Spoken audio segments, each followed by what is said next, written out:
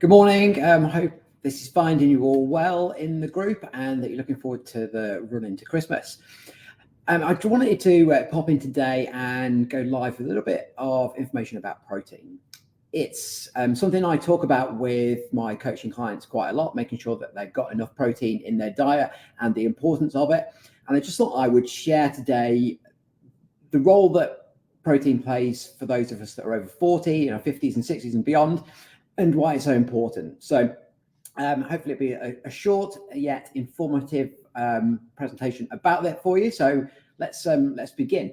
So protein, what exactly is it? So we probably think of protein as meat. You may be aware that it's in dairy and some vegetables as well. But protein is a macronutrient that is essential for the growth and repair and maintenance of the tissues in the body. The word protein is actually Greek, and it comes from the meaning, or it means, of prime importance. Okay, so you can already a hint that it's something that is very important for the body there. It's basically the foundation to every human body, and it's required by every single cell in the body as well. So it really is an important building block for bones, muscles, blood, and cartilage too. But why is protein so important? So as we get older into 40s and beyond, preserving muscle is something that's really important. So you may have heard of the phrase use it or lose it before. So this is referring to muscle, where as we get older, past our 30s, the body will stop generating muscle, growing muscle automatically. And we actually need to do a couple of things to make sure that we preserve the muscle and stop it from atrophying or shrinking. So the two things that we can do, firstly, is exercise. Traditionally, people think about strength training as exercise that you're going to do for building and maintaining muscles. But that's just one of the things you can do. Anything that puts some stress on the muscle is really good. So things like cycling are great for the legs. Swimming's good, whole body exercise, and then things like Pilates and yoga too as well can actually be beneficial or helpful in maintaining muscle mass as we age. But protein is one of the key things that we need to be able to preserve that muscle mass. So you need to make sure that you're getting enough protein per day to help your body maintain its muscle. Otherwise, you're going to atrophy, basically, which means the body's going to eat the protein and use it as fuel. So we should be aiming for around 1.2 to 2 grams of protein per kilo of body weight. And that's going to ensure that the muscles get the support that they need. So this is for me, the main reason why protein is important, because it's going to help alongside some strength training or putting stress on the muscles. It's going to actually help maintain your muscle mass and even grow it as well if you do the right things. But there's plenty of other benefits to having protein in your diet too. So we'll go through a few of those now. So it's really good for helping to boost your metabolism, which I think is probably a no-brainer for people. That's going to help with weight management. So probably, when you were younger, you felt like your metabolism was fine along. You can go out, have a night out, a few drinks, some food, and do a little bit of exercise. And because your metabolism was running really quickly, then it felt like it was easy to lose weight or maintain weight. So what protein actually does, it actually helps to speed up your metabolism. And it's done with something called the thermic effect. So basically this means that when we're digesting protein, it's harder for the body to digest that than fats and carbohydrates. So it actually has to use more calories to burn and use the protein. It's about 30% of the calories that we get from protein are used by the body. So if you eat 100 calories, about 30 of those are going to be used by the body just to digest the food, and the other 70 are going to be used as fuel. So you can see from that simple fact, it's just how protein plays an important part in boosting your metabolism, making your body work a little bit harder and use those calories.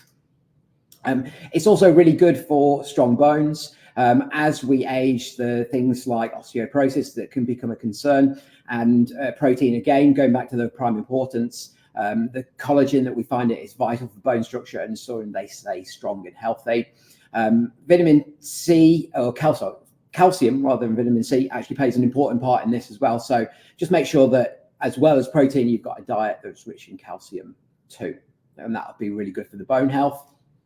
Protein is also great for helping you conquer cravings. So if you have a protein-rich meal, you're going to feel fuller for longer, and it basically it sort of regulates the hormones that affect our hunger. So it's going to make it easier for you to resist having snacks or craving certain foods if your meals have got protein in them, because it's going to keep those hunger hormones at bay. So the good news is there's actually plenty of snacks that you can have. So if you're hungry in between meals and you want to have a protein-based snack, there's lots that you can try: Greek yogurt, hummus, cottage cheese, protein-based smoothies, jerky, nut butter. In fact, I discovered recently, thanks to my daughter Mia, that peanut butter and apple is a great afternoon snack. And this also links into another thing, which is sustained energy. So protein provides a sustained release of energy. So it's going to prevent those kind of spikes and crashes that we feel that we get when we have food that's more sugary. So I'm sure you've experienced this before. You've been hungry, so you grab some chocolate or your favorite sweet treat. You get a big rush of energy, and then sort of 10, 15, 20 minutes later, you have a bit of a crash. So typically you get that with carbohydrates when you're eating those. So if you're having a carbohydrate-based snack, you're going to get this peak of energy and then a crash, and then you want to eat again, you get a peak and another crash. But if you have protein and you go back to those protein-based snacks, then you're going to have a much more sustained release of energy, which will prevent those spikes and those crashes for you. If you want to start your day right, it's really important to have a protein-rich breakfast. Again, that'll just sort of maintain those energy levels for you. Traditionally, we have cereals and toasts for breakfast, which are high in sugar. So they give you that spike and then that crash, maybe meaning you feel sort of hungry and going for a snack again at 10 o'clock. Whereas if you had a protein-rich breakfast, you probably wouldn't get that peak and that trough again. It's also good for improved immunity, and I'm sure as we age, nobody needs to sort of too much encouragement, things that we can do to improve our immunity. So protein plays an important role in antibody production. So it's basically going to help your body defend against illness. Now, as I mentioned at the beginning, protein, we often think about meat as protein, but if you're not a meat lover, if you're vegetarian or vegan, no problem. There's a lot of plant-based or dairy-based proteins that you can consume as well. So there's just some examples on here, and this is by no means all of them. So yeah, it's your legumes, things like lentils and chickpeas, nuts, whole grains, soy products like tofu. Certain vegetables like broccoli and spinach also have a good source of protein in them. And then you've got your dairy and milk, so cow's milk, Greek yogurt, eggs, whey protein. So just to wrap things up and summarize protein and why, as we're getting older, that we should make sure we've got enough of it in our diet. So remember, protein is of prime importance. It's a macronutrient that is really important for the body in helping maintain muscle mass and the strength of things like ligaments and bones, etc. It helps to keep your muscles strong, especially if you combine this with some weight-bearing exercise.